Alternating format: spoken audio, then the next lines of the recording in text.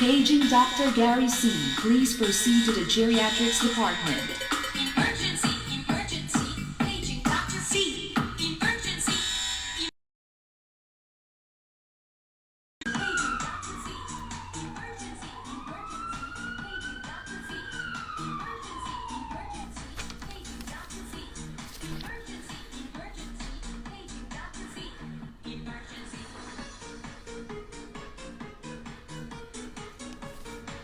Magandang gabi po sa inyo lahat. Ito po si Dr. Gary C. at nanonood po kayo ng Gabay sa Kalusugan, Facebook Live.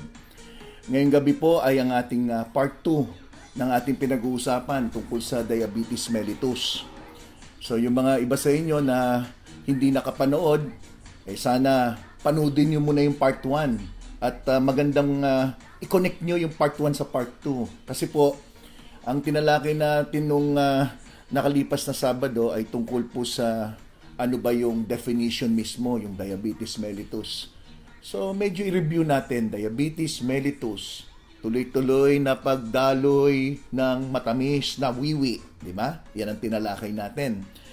Tinalakay natin yung type 1, type 2, ano yung difference nung type 1, type 2. So pinaliwanag ko yung insulin dependent, yan yung mga type 1. Yung type 2, ito yung mga umaasa sa mga tableta, mga kapsula na iniinom para ang kanilang lapay o pancreas ay gumana ng maayos. Tinalakay din natin yung mga posibleng senyales, mga posibleng maramdaman ng isang taong mataas ang blood sugar. At yung patapos na, diniscuss natin yung tinatawag na fasting blood sugar. Ito yung kukunan kayo ng dugo na nag-fasting, hindi kumain sa loob ng mga 8 hanggang 10 oras. May ibang mga laboratorio hanggang 12 oras pinapayagan, pero hanggang maximum of 12 hours lang. So, ngayon, pag-uusapan natin yung karuktong. Halimbawa, nagpakuha kayo ng dugo, fasting blood sugar. Base sa experience ko, marami mga, halimbawa, yung nagtatrabaho abroad, no? Yung mga overseas worker, mga seaman, for example. Sabi niya, Doktor, next week magpapa-examine ako ng blood chemistry kasi requirement namin yung physical exam sa mga laboratorio bago kami i-approve para makaalis, makabiyahe. Mataas palagi ang sugar ko. Ano bang pwede kong inumin agad para bumaba, para makapasa lang ako sa laboratory test namin, lalo na sa sugar. Sabi ko, alam mo, ang mahalaga, hindi yung makalusot ka lang doon sa physical exam o makalusot ka doon sa tinatawag na medical. Kung pagdating mo doon sa abroad o kaya nasa barko ka na, biglang doon nagka-problema dahil mataas ang sugar mo, kaya huwag mong dadayain. Sabi sa akin, alam mo kasi, Dok, yung mga kakilala kong mataas ang sugar, ang ginagawa nila, halos isang araw hindi sila kumakain para talagang pag-examine ng dugo, sobrang baba ng kanilang blood sugar. Sabi ko, mali yun. Kasi ang linoloko mo, sarili mo. Di ho ba? So, ngayon ang tanong, paano malalaman ng doktor kung accurate nga yung mga laboratory test na yan o kaya yung resulta mismo na nakuha sa pasyente, talagang tama yan. Kasi kung paano yun, nag-overfasting, di syempre mababa nga naman yung resulta ng kanilang blood sugar, di ba? Ganito po ang sikreto. May isang blood test po na ginagawa kami mga doktor. Pinapagawa namin sa pasyente to para malaman namin kung ilan ang kanyang blood sugar 3 months ago. 3 months ago. So, hindi yung mismong dugo mo ngayon ang gusto ko malaman. Ang gusto ko malaman yung dugo mo nung 3 months ago kung ilan ang asukal mo. Ang rini-request namin yung tinatawag na HbA1c, hemoglobin A1c. Ngayon, ano po ba yung hemoglobin o HbA1c? Ito po, tinitingnan ng doktor yung inyong red blood cell, yung pulang sangkap ng inyong dugo. Kasi, pag mataas ang inyong sugar, ang sugar dumidikit yan sa red blood cell, sa mismong hemoglobin. So, pag kinunan ka ng dugo, magre-represent ito ng dugo mo 3 months ago. So, malalaman ko ngayon kung control ba ang blood sugar mo for the past 3 months. Kasi ang red blood cell, ang buhay niyan ay mga 90 days to 120 days. So, sa ganung paraan, hindi mo pwedeng sabihin na nakadaya ako sa doktor o kaya nakalusot ako sa medical dahil may tinatawag na HbA1c. Ang normal na result dapat ng HbA1c ay 6%. So pag lumampas tayo sa 6%, walang duda na mataas ang inyong blood sugar 3 months ago. Maski na normal ang blood sugar mo ngayon, ibig sabihin may diabetes ka. Ngayon, pag mababa naman po dyan sa 6%, pagpalagay natin 7.6 o 5.6 hanggang mga 5.9, ang tawag dyan pre-diabetic ka. So, ang pinaka-normal para sabihin na wala ka talagang diabetes ay kung yung HbA1c nyo ay naglalaro lang sa below 5.5. Yan. O, di wala ka ng lusot. Yari, wala ng lusot. At isa pa, may mga tinatawag na impaired blood sugar. Ibig sabihin, parang mataas ang sugar mo pero hindi pa naman diabetic. So, pre-diabetic ang kategorya. So, may mga babae naman during pregnancy, lalo na pag nasa ika-20 weeks of pregnancy. Ibig sabihin ng 20 weeks, di ibig sabihin mga 5 months, di ba? Minsan, pag may nakikita ang doktor na parang senyalis na mataas ang asukal, ina-advise ng doktor magpa-oral glucose tolerance test, OGTT. Tandaan nyo OGTT. Ano ibig sabihin nun? Oral glucose tolerance test. Ang ginagawa po dito, ipapapasting yung babaeng buntis, tapos kukunan siya ng dugo. Pagkakuha ng dugo, papainumin siya ng orange juice na napakatamis. Parang pinagsama mo sa isang baso yung mga 3-4 na soft drinks na matamis. Paiinom dun sa pasyente yan, after 2 hours, kukunan ka ng dugo.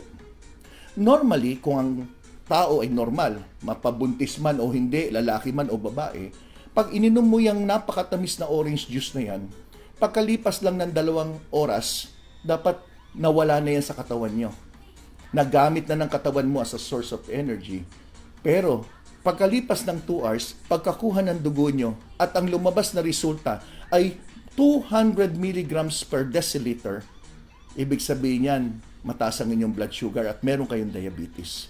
So, isang test yan na ginagawa. Parang china-challenge mo yung tao kung kaya niyang lusawin yung kanyang ininom na matamis sa loob ng 2 oras. Normally, kayang-kaya. Pero, pag ikaw ay diabetic, dun lalabas na makikita na mataas ang inyong blood sugar na tinatawag na oral glucose tolerance test at usually binibigyan ng gamot. During pregnancy, ang babae pag buntis, kadalasan ang number 1 choice na gamot ibigay ay yung insulin, yung tinuturok. Hindi gaano binibigay yung mga oral medication, insulin. After manganak at naging normal na ang sugar, tinatanggal na yung insulin at inoobserbahan kung may babalik na sa normal ang blood sugar once na nakapanganak na yung babae. Yan. Mahalagang alamin yan. Ngayon, kayo po ba, pag meron kayong apo, meron kayong anak, halimbawa, na buntis at nanganak, di ba syempre pagdating niyo sa ospital, itong kadalasan tanong, babae ba o lalaki? Yan. Susunod dyan, anong timbang? Anong timbang?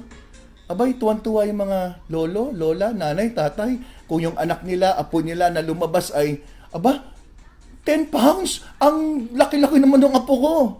Alam niyo po ba na hindi rin maganda yon? Dahil nalaman na yung mga babaeng nanganak na lampas sa mga 10 pounds ang bigat ng baby, ang laki ng tsansa na may diabetes. Pati yung bata, chances magkaroon ng diabetes malaki. So ngayon, narinig nyo na rito na pag meron po kayong pinuntahan na isang babaeng nanganak, huwag nyo sabihin na, uy, 10 pounds, wow, ang laki-laki naman. Kasi baka may tsansa na may diabetes yung bata o yung nanay. Yan. So sana may na-share ako sa inyo sa diagnosis yan. Ngayon, ang binanggit natin nung Sabado, pag-usapan natin yung mga complications. Lilinawin ko po ito. Para sa akin, walang problema kung may diabetes ang isang tao. Ang problema kung ang kanyang blood sugar ay hindi control.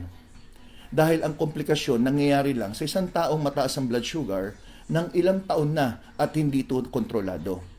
Kung ang kanilang blood sugar ay control, ibig sabihin nasa normal sa pamamagitan ng gamot, diet, exercise, stress management at iba pang mga tulong-tulong na mga bagay na magpapababa ng blood sugar, wala po tayong panganib na magkaroon ng mga problema o mga komplikasyon. So ang pag-uusapan natin ngayon, ano ba ang mga posibleng komplikasyon ng diabetes? I'm sure marami sa inyo na may kamag-anak, kakilala, o kaya kayo mismo ay may diabetes. Napansin nyo siguro, sa kakilala nyo o kayo mismo, napansin nyo ang isang hindi nawawala sa isang pasyenteng may mataas na sugar, lalo na kung hindi kontrolado, ay yung pagkakaroon ng paglabo ng paningin. Bakit nangyayari yon? Unang-una, ang ating paningin ay may kinalaman sa daloy ng dugo, may kinalaman sa mga nerves na tinatawag, optic nerve, o kaya yung retina. Yung retina, ito po yung pinakamalaking ugat na nagsusupply ng dugo sa ating mata para tayo'y makakita. Yung optic nerve, ito naman na may kinalaman para din tayo makakita. So, pareho yan. Sa isang taong diabetic na hindi nag-iingat, waso-waso pa rin ang kain, o kaya nandyan na yung medyo hindi uminom ng tamang gamot o hindi uminom ng gamot sa oras, o kaya sinasadyang kalimutan, sila po yung nagkakaroon ng mga problema sa complication na tinatawag. Ang komplikasyon sa mata, yung tinatawag na diabetic retinopathy, ito po yung pagkasira ng daloy ng dugo sa mata. Ang nangyayari, pag mataas ang inyong sugar, ang inyong ugat ay nagkakaroon ng arteriosclerosis. Ito po yung paninigas ng ugat. Kung saan, sa paninigas nito at sa kinalaunan ay pagkipot ng ugat, humihina po yung daloy ng dugo. So, hindi lang po mata ang pwedeng maapektuhan. Lahat ng parte ng katawan na nangangailangan ng sapat na dugo ay pwedeng maapektuhan. So, nandyan na po yung mata, andyan yung kidney, andyan na yung erectile dysfunction ng kalalakihan, nandyan na yung pangingitim. Maraming mga diabetic, pansinin nyo, pag ang sugar matagal na problema, hindi kontrolado, tingnan nyo po ang paa. Yung binti mismo, yung harapan ng binti, mapapansin nyo nangingitim at makintab. So, silipin nyo. Baka may katabi ka dyan na merong diabetes, silipin nyo po yung paa. Tingnan nyo. Okay. Ano pa? Mapapansin paglabo ng mata na may kinalaman sa tinatawag na katarata. Ang tawag dyan, diabetic cataract. Ano pa? May pagtaas ng presyon ng mata. Nagkakaroon din ng glaucoma. So pag glaucoma, tumataas ang presyon ng mata. Pag katarata, yung lente ng mata ay nagkakaroon ng parang ulap o parang sago. Ang description ko, pag nakita mo, parang may sago yan. Parang may sago yung mata mo. Ano po mga dapat gawin? Unang-una, control ang blood sugar. Yan ang pinaka-importante. Kung meron po yung sinasabing katarata, maaring operahan, tanggalin yung katarata, palitan ng lente. Kung glaucoma, maaring may mga pamatak sa mata na para ang presyon ay maibaba para maiwasan po yung further damage ng inyong mga mata. So, meron din floaters na parang may ulap-ulap na nakikita ka na gumagalaw dyan sa iyong paningin. So, ito mga pwedeng indikasyon din na mataas ang blood sugar. So, mata pa lang yung pinag-uusapan natin. At pag minalas-malas, marami po tayong mga diabetic na nabulag. So, blindness. So, ito mga pinag-uusapan natin, mata pa lang. Ngayon, medyo ibaba natin ng konti. Puso. Marami po mga diabetic, tulad ng sinabi ko kanina, na pag naudlot ang kanilang daloy ng dugo, nagkaroon ng paninigas ng ugat, malaking tsansa na magkaroon din ng problema sa heart. So, mga heart condition tulad ng heart attack, nangyayari. Coronary artery disease, mga problema sa mga ugat-ugat sa puso, kung saan nagkaroon ng paninigas o pagbabara, nasabayan pa yan ng mataas na kolesterol, pagtaas ng blood pressure. So, nagsasama-sama yan. So, bukod dito, kidney. Madalas natin marinig na dinadialysis. Ayan. Saan ba nagmula din yung pagkasira ng kidney? Mataas ng sugar, minsan kombinasyon ng mataas ng blood sugar at saka ng blood pressure, nasabayan pa ng high cholesterol, ay pareho nakakasama po yan sa inyong bato. Kaya pwede kayong magkaroon ng tinatawag na diabetic nephropathy. Yung mga nerves, namamanhid, parang pinapardible. Yung mga tawag neuritis, polyneuritis, neuropathy. Ang tawag naman doon, diabetic nephropathy pag kidney, diabetic neuropathy pag sa mga nerves. So pansinin niyo, may diabetic retinopathy. diabetic nephropathy sa kidney, diabetic neuropathy sa mga nerves, hindi lang sa kamay, pati po sa talampakan. Kaya maraming diabetic, ang unang daing niyan, nangangapal, namamanhid, tinutusok-tusok. Pag minalas-malas tayo, wala nang pakiramdam. Numb. So wala nang pakiramdam yan. Ngayon, ang pinakamabigat niyan, maraming diabetic na nagkaroon ng sugat sa paa. May nagpa-pedicure, nasundot, pagkatapos mula nung nasundot, nagkaroon ng nana, nagkaroon ng mga abscess na tinatawag, hindi nagamot ng maayos, o ginagamot pero dahil sa mataas ang sugar, hindi gumagaling. Nagkataon, wala ka pang nararamdaman, umaapak ka na sa may sahig ninyo sa bahay, kumpiyansa ka, nasa loob naman ako ng bahay, nakapaalang ako, wala ka naramdaman. Nagkaroon ngayon ng sugat o kaya nagkaroon ng maliit na bubog dun sa may talampakan. Hindi naramdaman sa normal na tao, hindi naman tayo titingin ng paa natin ng talampakan bago matulog sa gabi, di ba? Bihira naman siguro titingnan mo yung paa mo, yung talampakan mo. Pero pag diabetic, pinapayo ko, dapat every night bago matulog, silipin nyo muna yung talampakan nyo, yung mga hinlalaki. Baka meron po dyan na nagulat ka, may pasyente na meron pala maliit na bato nandun, nakatusok sa loob. Tapos doon, nagnanana na, hindi pa niya alam. So, dahil doon, sa maliit na sugat na yon, nag-umpisa na mangitim. So, pag nangitim yan, ang tawag nga dyan, magkakaroon na yan ng gangrene. Yung gangrene ay, kumbaga sa saging, bulok na. Unfortunately, hindi mo na control. Nag-antibiotics ka na pero mataas pa rin ang sugar nyo. Kaya yung bacteria na nandoon, nagmumultiply. Tinalakay natin last time na yung sugar na matamis ka, nagsaserve as parang pagkain ng bacteria. Kaya nagmumultiply yan. So, very prone to infection ang mga diabetic patient. So, ano yung mga common infection? UTI. So marami tayong maririnig dyan na pag mataas ang sugar, nangangati. Nangangati ang katawan, tapos ihi ng ihi. Makati ang puwerta. Tulad ng pinaliwanag ko, may fungal infection. Isang babae na may parang discharge na kesong puti. Pinacheck yung sugar, ang taas. Ibig sabihin dahil sa taas ng sugar, nagkaroon ng fungal infection.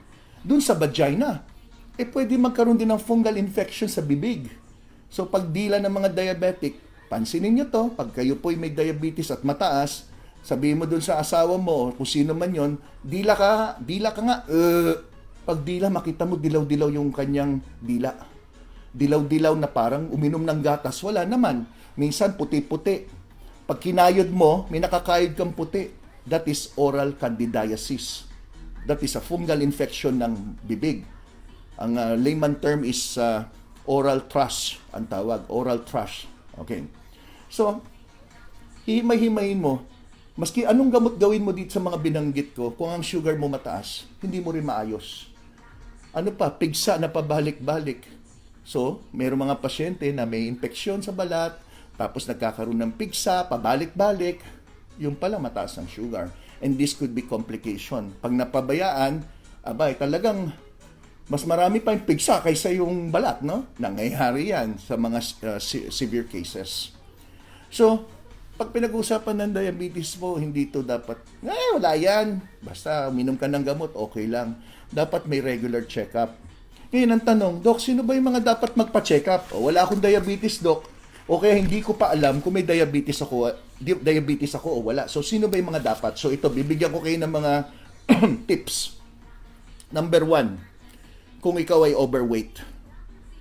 So, tingnan mo lang naman, more or less, matatansya mo kung overweight ka, di ba? So, overweight, number 1. So, may computation yan, yung tinatawag na body mass index. Yung base sa timbang mo, sa kilo, base sa timbang mo, divided by your height in meters per square. So, ipopost ko na lang, kasi mahirap ipaliwanag. Maganda, makita nyo. Ipopost ko na lang yan sa Facebook later, no? Tapos, pag kinompute mo yan, yung body index mo dapat hindi lalampas ng 25. So, dapat hindi lalampas ng 25 yung body index, yung timbang mo, saka yung height mo pag kinompute yan. Ngayon, pag lumampas ng 25, ibig sabihin nun, overweight ka. Okay. Pero may isa pang basihan na simpleng-simpleng basihan. Kasi ito, kukompute ka pa eh. Isang basihan yung waistline mo. Kung babae, dapat mga 31.5, ibig sabihin magpa-check ka na ng inyong sugar. Kung lalaki, mga 37.5. Basta pag ang waist mo lumampas ng ganyan, mas maganda pa-check ka ng sugar para sigurado. So, yun yung pinakasimple. Tandaan nyo, pag babae, ang waist mo 31.5, pa-check ka ng sugar. Pag lalaki, 37.5, pa-check ka ng sugar. Just to be sure. So, pinaka-basic, fasting blood sugar. Yun ang pinaka-basic. As long as ginawa mo yung 8 to 10 hours fasting lang, that would give you an accurate result. Okay. So, ano pa ba? Ito pinag-uusapan natin diabetes, no? Madagdag ko lang.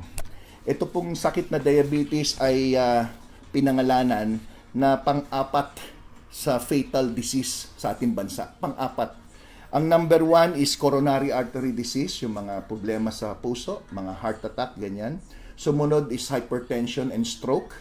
Pangatlo, lung diseases tulad ng pneumonia, emphysema, chronic pulmonary diseases, yung mga ganyan, no? Yung mga wala pang ginagawa, wala pang sinasabi, hingal na, no? So these are lung diseases, no? That is the number third, no? Yung number 4 is diabetes. So hindi natin pwedeng baliwalain to dahil pataas ang bilang, no? Ngayon, life expectancy, tinatanong ko palagi, as long as control lang inyong blood sugar, wala naman tayong dapat ikabahala. Kasi may nagtanong sa akin Doc Gary, pag diabetic ba ako, ano ba ito? Abot ba ako ng 75 years old? May mga ganyang pasyente minsan. Oo naman. Kasi, as I've said, kung control lang inyong blood sugar, wala naman dapat tayong ikabahala. Ang problema, kung hindi control ang sugar nyo. Pag hindi control, ang dami talagang problema. So, as long as control blood sugar nyo, wala naman tayong dapat ikabahala. Speaking of life expectancy, dito sa Pilipinas po, no, bigyan ko na rin kayo ng mga statistics. No? Ito yung mga bagong statistics na lumabas. Ha? Ang average life expectancy ng mga Pilipino ay 69.2. Ibig sabihin, 69 years old and 2 months. Yan yung average nasa ngayon, no, ng mga senior citizen. Except hindi kasama yung mga bilang ng aksidente, of course, iba yun, no? So we're talking about yung healthy ka, nag-ingat ka, yan, mga 69.2. Yan. Mga iba rito sasabihin, Doc, ako 95 na ako, okay, 85. Aba, okay yan, very good yan. It's a blessing. It's a blessing. Hindi nyo pwedeng sabihin na pwede na. Hindi. Ayaw ko marinig yung, ilang taong ka na? 85. Pwede na yan. Walang ganon. Kasi hanggang umabot ka ng ilang taon, hanggang 150 kung pwede nga As long as healthy ka, walang problema yan. So, sa lalaki mas mababa. Ayan. Ito sa edad ng lalaki, 65.7. So, 65 years old and 7 months. Yan yung average life expectancy ng mga lalaki. Sa babae, mas mahaba. 72.9. So, in-average mo yan, ang average yan is 69.2. Yan yung computation, no? In-average mo May magtatanong, bakit ganun? Ang babae, 72.9. Ibig sabihin nun, 72 years old and 9 months ang average. Ang lalaki is 65.7. Medyo malaki ang agwat, no? Meron pong paliwanag yan. At ako magpapaliwanag sa inyo na ngayon nyo lang maririnig. Number 1 na paliwanag, ang babae daw, mas konti ang bisyo. Na siguro naman, agree kayo dyan, no? Mas konti ang babae na naninigarilyo, umiinom ng alak, o kaya nagpupuyat, ganyan, nag-good time sa gabi, mga ganyan. Tama yun, that's number 1. Number 2, ang babae daw, konting sakit, nagpapacheck up na sa doktor. Agree ako dyan. Kasi karamihan ng pasyente ko, babae. No, agree ako dyan. Number 3, ang babae daw, masunurin sa doktor. Pag sinabi ng doktor na, ito, iwasan mo kainin, ito, kainin mo, ito, wag mo gawin, mas masunurin. Agree din ako dyan. Pang-apat, ang babae may monthly period. Yung monthly period pala, tumutulong parang inaalis mo yung dumi ng katawan Yung lalaki, walang monthly period At yung pang-5 naman, ay dahil daw, ang babae mas masimbahin. Mas nagpupunta sa church. One time inobserbahan ko. Pumunta ako ng church, nung attend ako ng mga kasalan, tinitingnan ko rin. Mas marami din ang babae. Pag may mga mas marami din ang babae. So, yun daw ang 5 reason. Pero meron pang 6. Yung pang-anim, kaya mas lalong mahaba ang buhay ng babae at maiksi ang buhay ng lalaki kasi namamatay kagad ang mga lalaki dahil sa mga babae. Yun daw ang reason. Ewan ko kung agree kayo doon, no? Pero yun ang mga reason daw, kuno. Okay, hindi. So, biro lang yun. Okay, so ngayon pag-usapan natin yung mga gamot na pangkaraniwan na iniinom. Okay. Bagamat ilang minuto na lang, matatapos na yung 30 minutes, huwag kayong mag-alala. Dahil yung glycemic index o yung mga dapat kainin at hindi kainin, hinanda ko na. At ipopost ko na lang mamaya sa Facebook para hindi kayo mahirapan. Anong dapat lutuin? Hinanda ko na po yung aking lecture na ipopost ko na lang kasi kakapusin tayo ng oras. No? So, pag-usapan natin yung gamot. Very interesting po ito. Pagdating po sa gamot, no? Ay, sorry, may dadagdag pa pala ako. Kasi kanina nabanggit ko yung obesity. Isa sa dahilan para magpa-check na sugar. So, ano pa ba yung iba? May iba pa. Number 1, yung overweight, di ba? Number 2, pag ang edad ay 45 and above. Pero mas maganda, 40 pa lang nag-umpisa na. Lalo na kung may strong family history of diabetes. So, ibig sabihin nun, kung ang pamilya nyo talagang lahiin kayo ng mga diabetic, dapat magpa-check kayo ng sugar. At the age of 40, dapat meron ka ng annual check-up. But usually, nagpapa-check up lang kung merong nararamdaman, which is mali. Kasi pag pinag-usapan natin ng preventive medicine, mas maganda yung nag-umpisa pa lang nahuli mo na yung sakit eh. Kaya na nagiging problema minsan pag may cancer ang pasyente. Dahil pag may cancer, by the time pumunta sa doktor, naging huli na. Kasi hindi naman natin masisi dahil walang nararamdaman, kaya hindi nagpapacheck. But ang problema, by the time may naramdaman, maaring complication na ng diabetes yan, o kaya dahil nga sa matinding problema na ng cancer. So, mahirap din kung tutuusin. Unless meron kang monthly check-up, dun mo malalaman. So, ano pa? Babaeng buntis. Basta babaeng buntis na may family history, nanay mo, tatay mo may diabetes, suggestion ko po, pa-check din kayo ng sugar. Pero bahala na po yung inyong OB-gynecologist na magbigay nitong mga payo na ito. Okay? So, anyone na may pre-diabetes, dapat may check-up din kayo ng regular. Lahat. So, pre-diabetes, tinalakay ko na last time. So, yung mga hindi nanood, panoodin nyo po yung aking video. Okay? So, pag-usapan natin ngayon yung mga gamot na pangkaraniwan. Okay? Mahaba-haba to, pero maski mag-overtime tayo, okay lang, ha? Sandali lang, ha? Sandali lang po. Natutuyo na. Nagkakaroon na ng dryness. Okay. Yan, dryness. Okay, so ngayon, mahalaga po ito. Sa mga gamot, number 1, kung kayo po ay diabetic at ang tawag sa inyo type 1, ibig sabihin yung type 1 diabetic, ito yung mga umaasa sa insulin. So kung yan po ang problema, kailangan natin mag-insulin. At tulad ng sinabi ko, tinuturok pa rin ang insulin hanggang ngayon. Okay? So talagang wala tayong kawala dyan. Yung insulin naman, maraming klase. So paliwanag ko lang sa inyo yung mga klase ng insulin.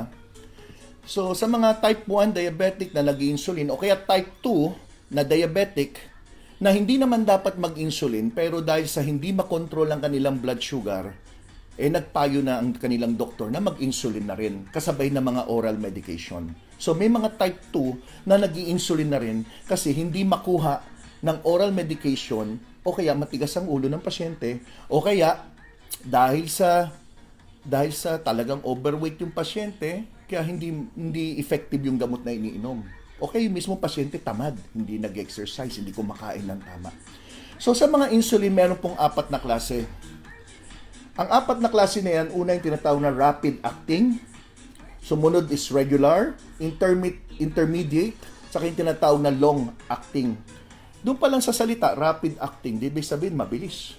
Pag sinabing regular, regular lang ang andar niya. Pag sinabing intermediate, gitna ng mabilis at mabagal. At yung isa naman, long acting, masyadong mabagal pero mahaba ang takbo niya. So, ang basihan ng doktor dito, depende sa kung ano oras kadalasan tumataas ang sugar niyo at gaano kataas. So, pag tinawag na rapid acting, usually pagka turok dun sa pasyente, sa loob lang 15 minutes, may epekto na. Pero tumatagal lang yung epekto niya, mga 3 hanggang 4 na oras lang. Pag sinabi naman regular, ito naman ay ambisa mga kalahating oras o 1 oras, tumatagal din ng mga 3 hanggang 4 na oras. Pag intermediate, ito po yung mga pag in-inject sa pasyente, ang epekto niya, mga 1 to 3 hours. bago siya umepekto. Tapos tatagal siya ng mga 5 hours. Pag sinabing long-acting, mga 1 hour ang epekto pero tumatagal siya ng minsan 20 na oras o 20 hours. So depende. So may mga pasyente na tinuturo ka na once a day lang, may pasyente naman na twice a day. Yung unit depende yan sa taas na nakita ng inyong doktor. So mas maganda makita kayo ng diabetologist para mabigyan kayo kung anong unit ang gagamitin nyo base sa inyong mga record ng blood sugar. Pagdating sa oral hypoglycemic drug, ito yung mga gamot na iniinom nyo, yung mga tableta. No? May iba-ibang classification. So, una, yung pinakapangkaraniwan na naririnig nyo, metformin. Yung metformin yan, yung standard na gamot na binibigay sa diabetic. Pero, hindi pwedeng ibigay ito kung sirang-sira na yung kidney at hindi na gumagana. Kasi may mga pag-aaral na ito'y maaaring magpadagdag ng pagsira ng inyong kidney. So, pag sira ng kidney, usually tinatanggal na yung mga metformin.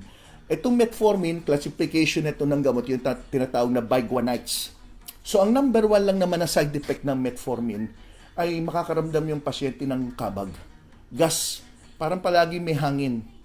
Pero, minsan, sa tamang pag-inom, nababawasan po itong pagkakaroon ng kabag. So, ano yung tamang pag-inom? Usually, sinasabi, inumin pagkatapos kumain.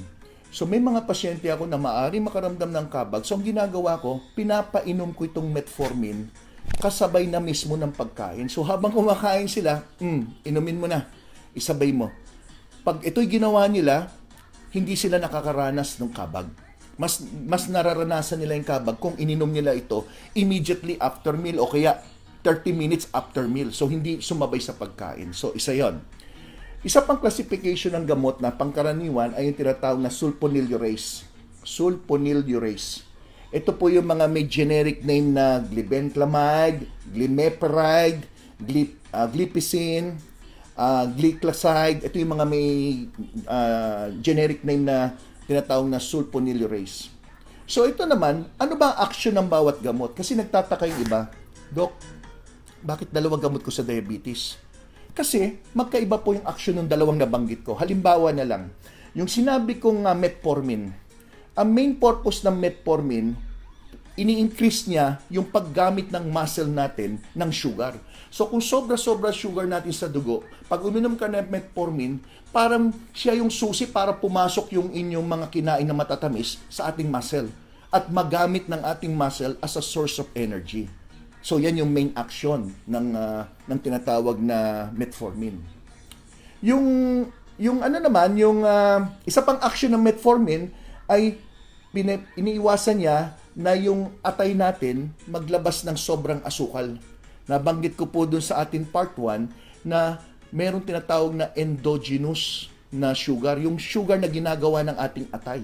So, ang purpose ng metformin ay matulungan mapigilan ang paglabas ng atay ng sobrang asukal. So, yun yung action niya. Samantala, yung binanggit kong sulfonylureas, ang purpose niyan, parang kinikiliti niya yung pancreas niyo na maglabas ng more insulin.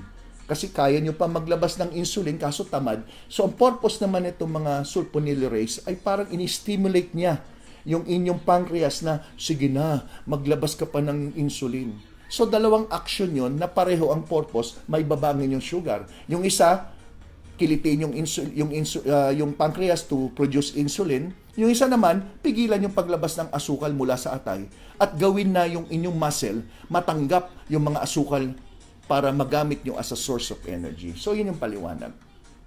Yung ibang mga gamot pa na lumalabas, no? Marami kasing gamot. May tinatawag na glucosidase inhibitor, meron tinatawag na thiazolidone, hirap ng basahin, no? Thiazolidones, okay? O yung Altos na tinatawag, maraming klase yan, no? May Avandia, yung mga ganyan, yung grupo na yan. So, dito naman, ang purpose naman nito, i-counteract niya yung insulin resistance by increasing yung mga receptor sa liver ninyo at saka muscle nyo na mas maging sensitive sa insulin. So, pansinin nyo, iba-iba yung gamot. Kaya binibigay yan, iba-iba action. Bagamat isa lang ang direksyon to lower, to control yung blood sugar nyo. Yan po yung ating paliwanag ngayong gabi pagdating sa gamot, pagdating sa mga komplikasyon ng diabetes. So malinaw po ba yung aking pinaliwanag? Parang wala naman yata nakikinig sa akin eh. Palakpak! Ayun. Meron pala. Ito, tinitingnan ko yung mga ibang mga tanong dito. Oy, salamat din ha. Nakikita ko yung mga ibang tanong. Mamaya po, ipipilitin kong sagutin yan ha. Yung iba rito, yung mga, uy, salamat ha. Kanina nga, may pasyente ako na ang taas ng sugar. Kinausap ko, sabi ko, tama na yung gamot eh. So, I'm sure nakikinig siya ngayon. Sir Delpin, I'm sure nakikinig. Ang kailangan medyo magpawis, konting ehersisyo. In terms of gamot, tama eh. Ang ano namin is usapan namin na at least 2 beses sa isang linggo magpapawis siya. Tapos yung kain dapat maayos pa rin. So ito dating pumunta sa akin na sobrang pamamanid niya, halos mula sa kanyang hita hanggang binte, hanggang paa, manhid na manhid. Very successful naman kami na ngayon ang manhid niya ay konting-konti na lang sa may bandang paa na lang. Medyo pahupa na eh. Kaso, kung ang sugar umaakit na naman ng mga 200, 300, parang binabalik natin sa dati. Kaya mahirap na nasakit ang diabetes dahil parang control. Kailangan balancing act, mataas, masama. Pag sumobrang baba naman, kasi side effect ng gamot, syempre bababa yung sugar mo. Kung di ka naman kumain sa oras, ininom mo naman yung gamot, bagsak naman ang todo. Yung iba naman, inom naman ng isang boteng soft drinks para tumaas. So, mahirap na sakit to. Kaya nga talaga importante yung disiplina. Small frequent feeding. Kung pwede naman, wag kang kumain ng isang maraming kainan sa isang kainan. Di mas maganda, paunti-unti. Para yung sugar nyo hindi tataas agad. Diyan papasok yung mga pagkain na tinatawag na glycemic index na low, medium, and high. Pag sinabing high glycemic index, pagkakain mo, ilang segundo lang, ang sugar mo mataas agad. Sinample nga last time is yung pakwan. Ayan. Kanin puti, naku po, isang tasang ganyan, after mga ilang minuto lang, mataas na yung sugar nyo. Kaya nga pinapalimitan yung kanin. Damihan nyo po yung gulay. So isipin nyo sa isang plato, kalahati niyan panay gulay. Kalahati ng plato panay gulay. Steam, kangkong, gusto mo lagyan ng upo, sayote, okay? Limit lang natin ng konti sa kalabasa, limit natin sa mga patatas, carrots, limitahan lang natin. Pero pagdating sa dahon, anli tayo. Kangkong, ano ba yung mga dahon-dahon nyo? Pechay, repolyo, kangkong na Chinese kangkong, yung mga ganyan. Lahat yan, anli tayo dyan, pwede yan, high fiber. Oatmeal is okay, but wag naman sobra din. Pag sobrang oatmeal naman, tumataas ang inyong blood uric acid dahil mataas sa purine yan pag sobra. White bread, medyo limit. Pandesal, 1 o 2 lang siguro. Hard-boiled egg, pwede tayo niyan. Maski na 2 hard-boiled egg, no? Soft-boil pwede. Wag nyo lang gagawin fried. Mga soft-boil o hard-boil pwede. Okay? Ay, nako. So ngayon po, may mga tanong dito, mamaya sasagutin ko po yan. No? Salamat sa mga nakatutok sa atin ngayon. May pakiusap sana ako eh. Sana yung mga nasi-share ko sa inyo, i-share nyo rin sa iba. It's either ituro nyo sa kanila literally, o kaya i-share nyo ito. Kasi for all you know, pag naintindihan nila yung paliwanag, mas madali ang paggaling nila kung susunod. Pero maski na anong bilin yung gamot, kung yung mga bagay na dapat nyo intindihin, na dapat yung gawin, hindi nyo ginagawa, para sa akin useless din ang gamutan. Okay? So ngayong gabi, napagod ako ha. So maraming salamat sa mga nanonood ha. Ngayong gabi, hahandugan ko kayo ng isang kanta na medyo naiba ng konti. Kasi po, napansin ko, may nag-comment, Doc, lahat ng kinakanta mo, panggurang lang. Ay, sabi ko, ba't mo naman nasabi panggurang? Hindi pa ako pinapanganak eh. Saan ka man naroroon? Lumang simbahan. Yung mga nanonood naman sa atin na senior, alam naman nila. So ngayon, may nakiusap. Baka pwede naman, Doc, kumanta ka naman na ng millennial naman. Sige, pagbibigyan ko to. Baka kala nyo, gurang ako ha. Alam nyo, sa totoo lang, bata pa to each. Okay? So, para sa inyo lahat ito. Ready na kayo, ha?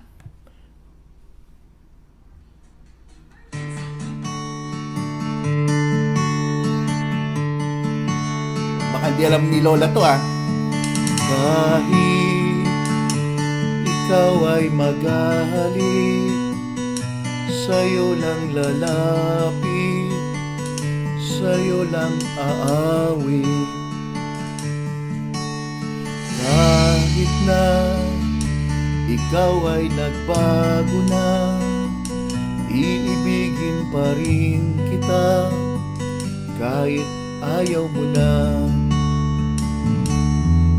Tatakbo, tatalon, sisigaw ang pangalan mo. Iisipin na lang panaginip lahat ng ito. O bakit ba kailangan pang umalis? Pakiusap lang sa wag ka nang lumis. Tuloy mag-usap, teka lang, ika'y huminto. Huwag mo kong iwanan, aayusin natin ito. Daling sabihin na ayaw mo na, pero pinag-isipan mo ba? Lapit ng lapit, ako'y lalapit.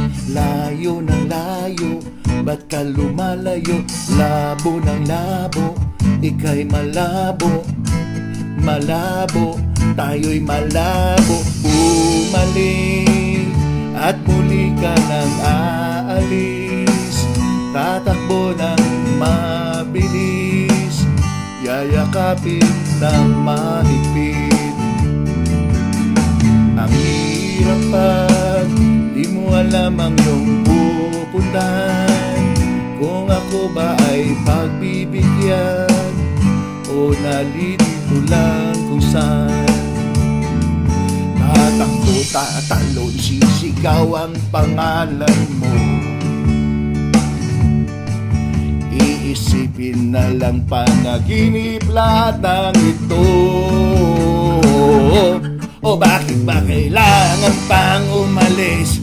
Pakiusap lang na huwag ka nang lumis. Tayo'y mag-usap, teka lang, ika'y huminto. Huwag mo akong iwanan, ayusin natin ito. Daling sabihin na ayaw mo na, pero pinag-isipan mo ba? Woo! Pang millennials yan. Baka hindi nyo alam yan. Palakpak naman dyan! Yan! Woo! Maraming salamat po sa inyong lahat at sa totoo lang ginagawa ko lahat ito para mapasaya lang kayo Ang lakas nyo sa akin. So maraming salamat. Ito po si Dr. Gary C. Ang inyong rockstar.